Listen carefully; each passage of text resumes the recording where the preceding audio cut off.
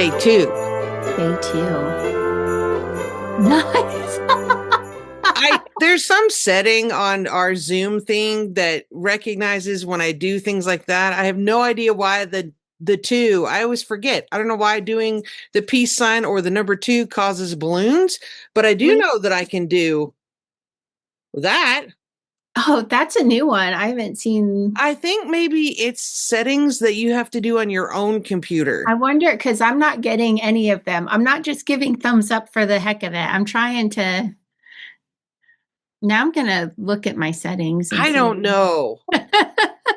Welcome to Day 2. There was some good comments from yesterday about, people looking forward to the Old Ladies Complaining segment. I'm like, do we need to have like a forum where people chime in? I had someone talk about Cracklin' Oat brand. I was like, yeah, I've been thinking about that. I need to go get my Cracklin' Oat brand. So funny.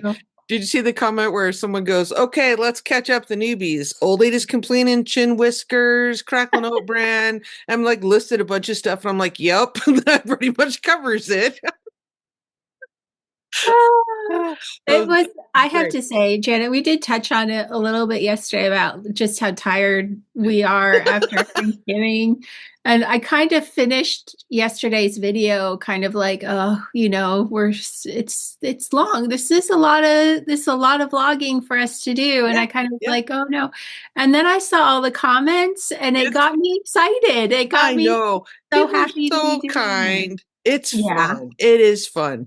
It really is. Nice. I was sitting in the living room and I had my noise canceling headphones on, and I was watching football, but I mean, I was just literally on occasion I would glance up and check the score, but I was editing the video and I would chuckle to myself. And my husband kept looking over at me like, why am I laughing? I'm like, never mind, you wouldn't understand. Because I'm laughing at us watching it back. I'm laughing at dumb things we say or whatever.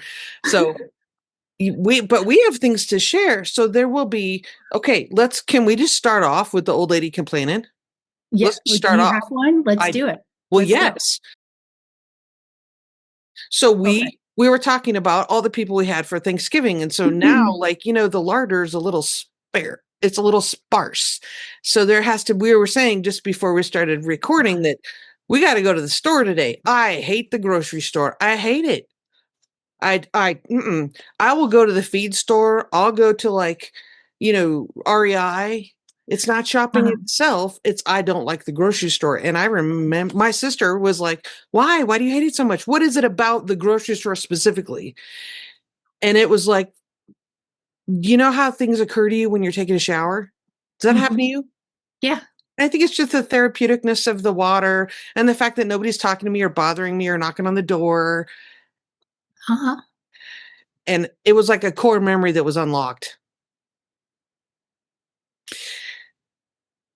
Okay, so I don't know if this is a trigger warning, but if you have religious sensitivities, it might be.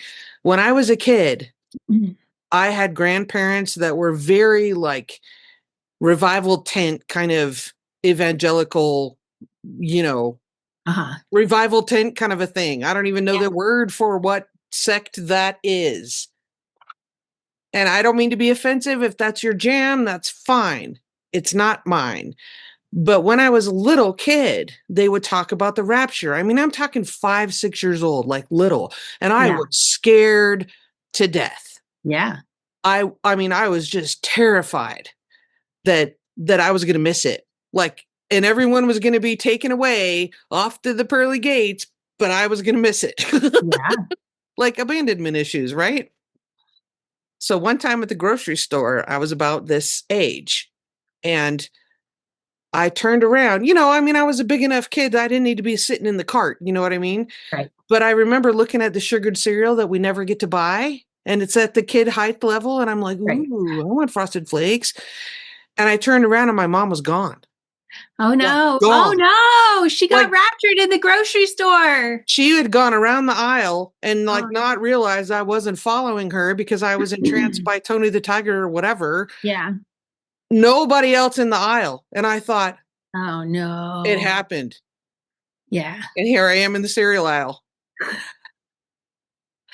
Oh no. And here I am 50 years later. And now you're just traumatized by and I hate the grocery store. 50 years later, and I hate the maybe I need to go to therapy, you think? Grocery store therapy. Did I ever tell you my Rapture story? No. So maybe when I start telling it, maybe it will sound familiar, but my parents were divorced when I was very little. Like I only have a few memories of my dad being in the house as I was growing up. Okay. And then my dad worked all over the Northeast at different periods of time because he would go into his job for the most part was going into factories and repairing the machinery of factories. Okay. Terrible car mechanic, but if you need him to repair a mill, he is your guy. So he was living in very rural Pennsylvania when I was like 11, 12, 13, that sort of time period. And also very religious home growing up, and so had the story of the second coming and lifted up and all of that stuff, So my dad was married at that point, and they did not have a laundry stuff in their apartment. Okay. So we had to drive to the nearest town, which was like Coatesville, I want to say, or Colesville. So the laundromat. Yeah. But it was like a 40-minute drive. Like he lived in the middle of nowhere. And so my dad had all the laundry and my brothers in his vehicle. And we had, it was me and my stepmom in the other vehicle, and we were following them. And it was just flat all the way. You could see to the horizon all the way around. And it was dark because it was like this time of year. So it was like probably Thanksgiving break that we were there staying with them. And so we're driving towards the town and it's dark, and all of a sudden it's blue skies, and then it's back to being dark. And like just kept driving. We're like, that was weird. Very weird. And then it happened again, blue skies, and then it was dark again. And I'm like, this is the second coming. I'm with my stepmom, who I really don't like as a person. Oh no. Like my dad's in the other car. My mom's back in New England. Like this is all happening when we're just like, this is the worst time. Yeah, your brothers aren't even with you. Yeah, I'm like alone with this woman who tolerates me, and I don't like her. And then it happened a third time. So it happened 3 times as we're driving to the city, like just like that's bizarre blue sky, and then back to dark. And we got to the laundromat, and we're doing our stuff, and there was people in there, and everyone's like, "What was that? Like what happened?" Yeah.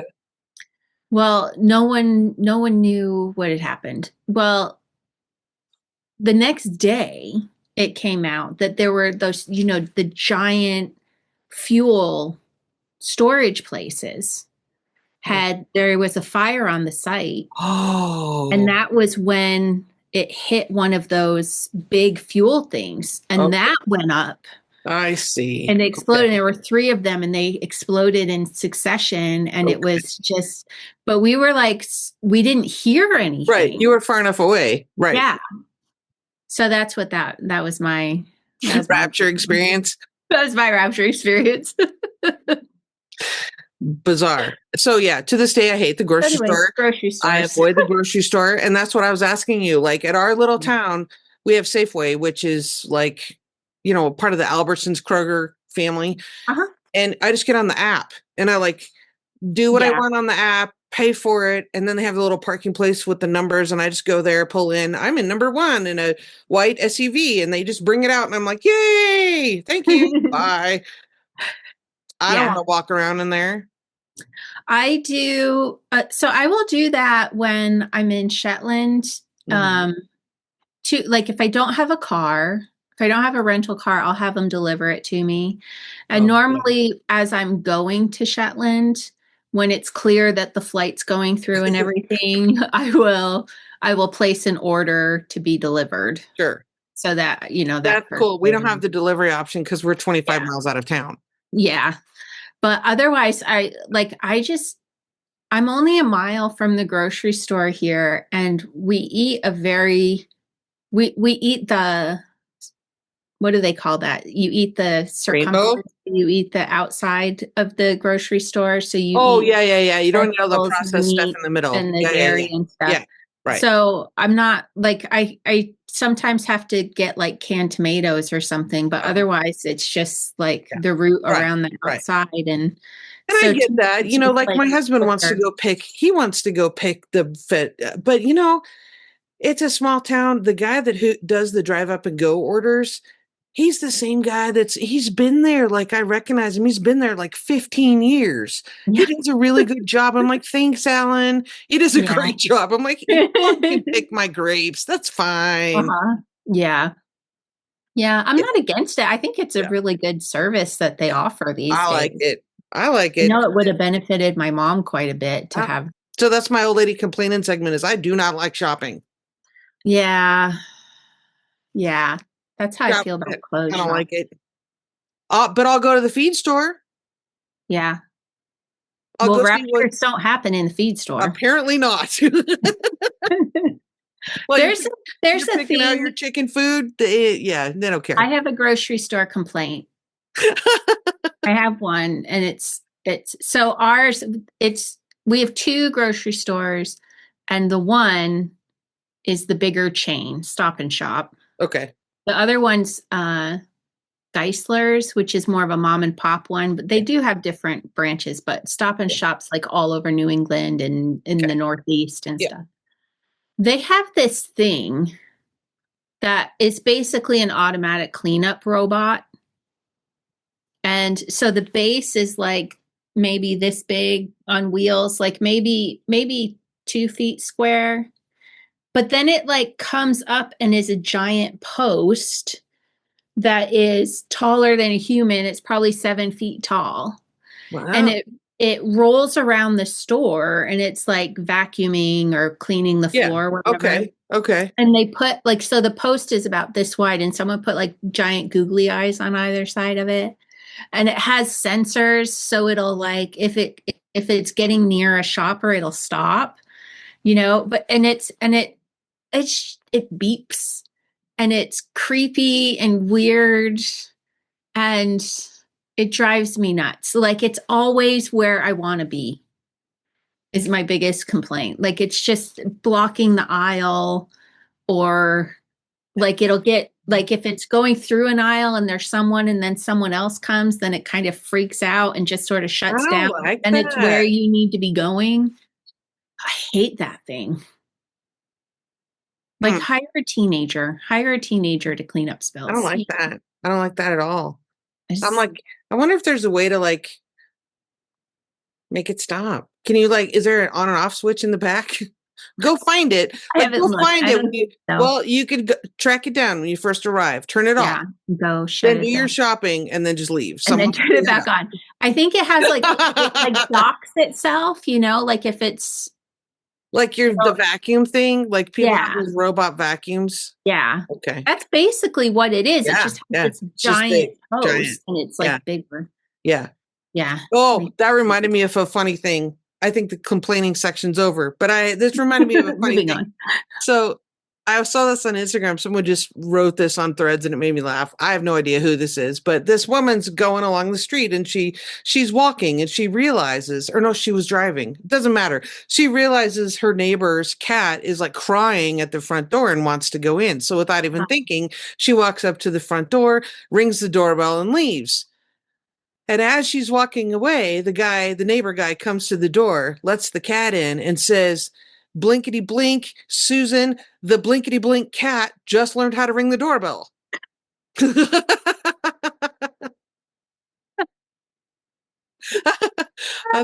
That's awesome. And the woman who had done it realized that was going to be the thought as soon as but it was too late. She'd already done it. By the time they're going to think the cat has special powers.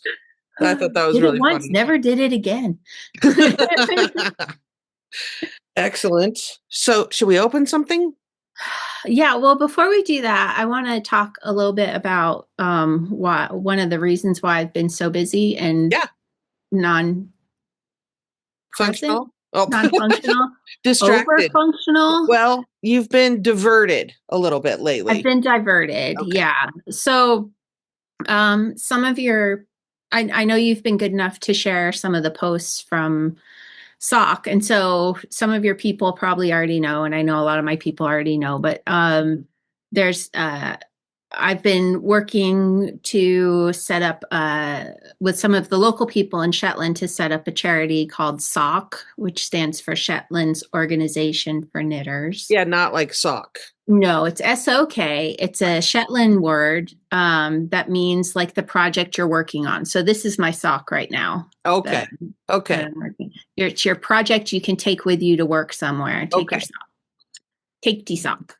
Okay. And so the purpose of the charity is, or nonprofit, is to preserve and protect Shetland's heritage knitting techniques for future generations. Yeah, that cultural And, tradition. Yeah, and because there's a lot with it. It's a living heritage craft. It's not just knitting skills. You know, Right. Shetland is an area where knitting was done professionally. They have a very high level of skill there, and it's also, you know, a sort of an ever-present part of the culture. Yeah. You know, like people talk about seeing their mothers knit constantly, and you Sure. know, there's gatherings for it and things like that. So there's a lot. There's a lot of their ways of thinking and the ways that they think about themselves are sort of tied up in their knitting heritage as Right, well. the cultural identity, sure. Yeah. And so, and then also, like, there's so many people who are interested in Fair Isle and in Shetland lace, and there are people who are teaching it who maybe aren't as aware of the techniques and the ways that it should be taught, and Right. like it's not getting taught right. They're confusing Fair Isle with Norwegian knitting, you know, like just all kinds of different things like that. So yeah, so there's a lot of things that we're hoping to do. We're hoping to facilitate traditional learning. It was always taught orally from one knitter to the other. Right. And that really affects how you think about your knitting Sure. and how your brain works. And so we want to ensure that that continues to go forward. And then also, frankly, like the knitters of Shetland were knitting professionally, meaning they were creating products to sell. Right. And there will always be a market for that. But if people are going to get fair pay for their knitting, that means that those knitted items should be luxury items. So they are luxury items. Right. And so really the knitting economy has shifted to sort of servicing the needs of hobbyist knitters. So people want to learn how to knit. They want more designs and patterns and things like that. Right.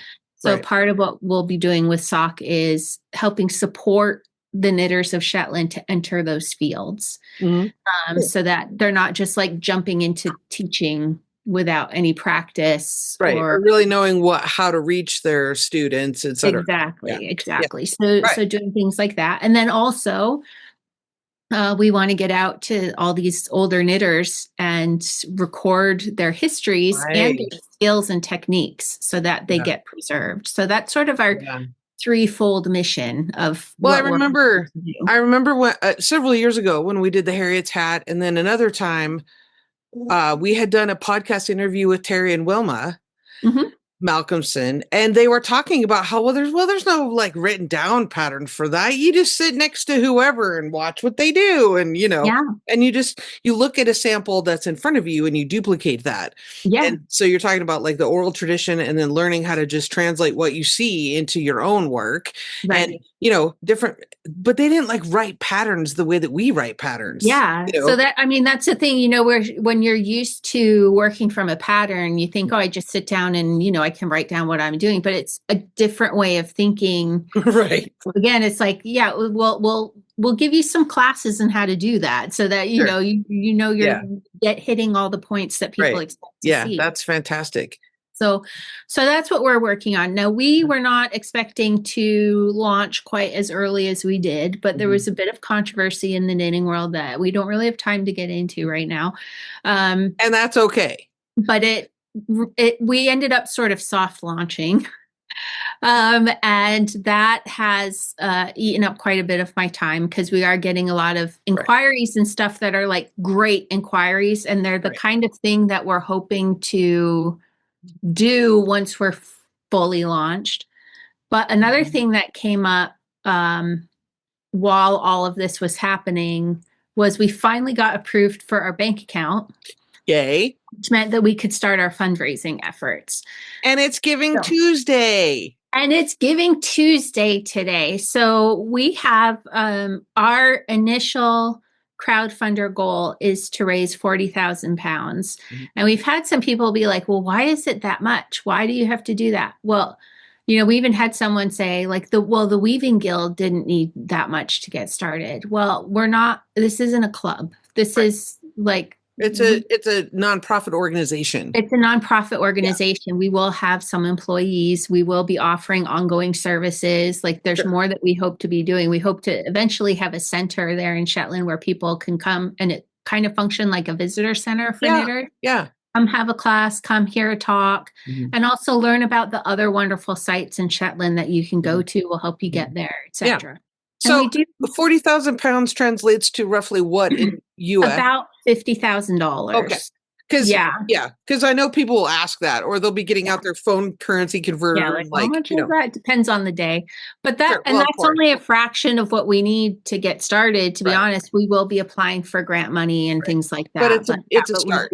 It is a start. It'll get us like a proper website designed and get, some of the equipment we need and all of that sort of stuff. So you have a crowdfunder Kickstarter sort of a deal? Yeah. So the crowdfunder's been going for a month now. We have another month to go. We're very close to our first goal of 40,000 pounds. Last I looked, we're about 6,000 pounds away from nice. Yay. It's been very well received. We're very happy about it, but it is Giving Tuesday.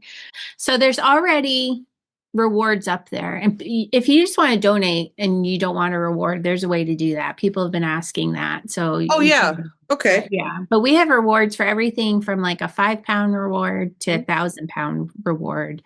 And it's everything from like photos for your device screens all the way up to like silver and enamel handmade pin with like access to talks and videos and things, events and things like that will come out in the following year, this coming year and stuff. So, and there's patterns and all sorts of things. So all of those are rewards that are already there. Those will be distributed by January 3rd after the end of the crowdfunder. One thing I didn't realize is that if you donate to a crowdfunder, it doesn't automatically send you the reward. Someone on the back end has to do that manually, like open up the emails and do it all. So all of those rewards we're doing at the very end, so we can do it all at the same time.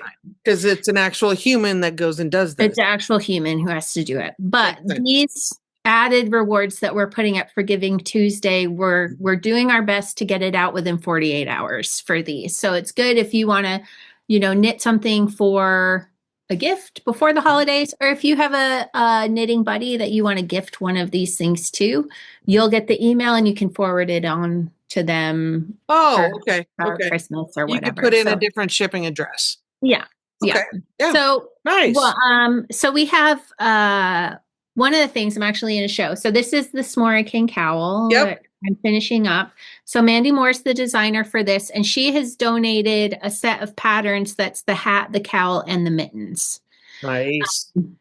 All at once. So you get all of those, and these are all digital rewards. So they would come to your inbox. And then we have Elizabeth and Betsy Williamson, are very well-known Shetland lace knitters, and they have written a what's it called when it's not a book? Pamphlet. It's not really a booklet. It's a booklet. Okay.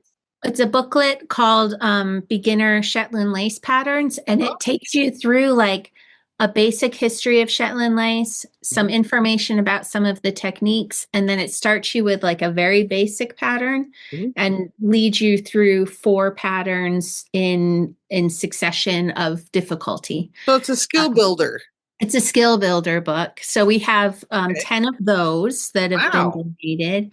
Allison Rendell, some of you might be aware of. She was a Fair Isle. She is a Fair Isle knitter. She recently wrote Fair Isle Knitting Tradition, which just released, which is a fantastic book. And she's donated 10 of her corcolette hat patterns, a Fair Isle hat pattern. And Jeanette Budge is known as someone who talks about the knitting belt. Right. She's donated 5 tickets to her next talk about knitting belts. Okay. And also she has another talk about a local knitter named Bella Tate, and she's donated 5 tickets to those. Those are online talks. And when you go to the reward page, you'll see the dates and times for those. Sure. And then Hazel Tyndall has donated she has this great series of Fair Isle cushion covers that are round. Right. And there's one called the Scatty Man cushion cover. So it's a round Fair Isle cushion cover that you can do in 2 colors, or if you have like leftovers or you want to play with color yourself, it's a nice little project for that. And she has donated an infinite amount. So as many people as want that reward can claim that reward. That's fantastic. Wow. Yeah. So all of those are going up. Well, they will be live by the time this airs, and Jana will put the link down below to get to the crowdfunder for that. Yeah, absolutely. Sure. Yeah. So that's going on today. That's cool. Yeah, really cool. Tuesday. Yay. Giving Tuesday. Yep, definitely a worthy organization to donate. Thank you for letting me talk about it. Yes. Spread the word. Excellent. Okay. Let's see your stripe. Okay. So this is what I've come up with, and I just got to the brown and I stopped because I don't know yet how long the neutral color is going to be. Right. So this is what I'm doing. Okay. So this is a half linen stitch. Okay, and I see. I'm using size 6 needles. Okay. And how many cast on? 25, I think. Okay. If I remember right, you have to do an odd number for it. How wide do you think it is? That was a good width. It's 5-6 inches. Okay. It's going to be really long. I got 4 rows, like 4.5 rows. And I decided I was just going to do garter stitch. And then I thought, well, that's going to get boring. So I actually like half linen stitch. I think it's pretty, but it's also the kind of pattern stitch that I can get sick of really quick. So I thought this would be a good project for it because it's only like 6 rows a day, 7 rows a day. Sure. And then I can space it and have a pretty scarf that I like. And also you can see how it's a stitch pattern. So as it makes the transition to the other color, it sort of gets lost / worked into itself. Right. So that's what I did. Okay. What did you do? Okay. Well, I had to have a little trial and error. Okay. So remember how I was saying I was going to have I don't want to show you just yet because I don't want to spoil it. But, you have your brim, and then I was going to try to go around and get hopefully 2 full rounds or 2.5 with 1 stripe. Okay. That didn't work. Oh, no. Okay. Well, and then if I got 2 full rounds, then the neutral color would start. And then that neutral color beginning is going to be shifted. So then I'm going to have this like pooling spiral kind of situation going on. And I wasn't sure I wanted that. So then I tried to knit 1 full round and then stop 3 stitches before the end of the round and do the helical thing. But that didn't work either because of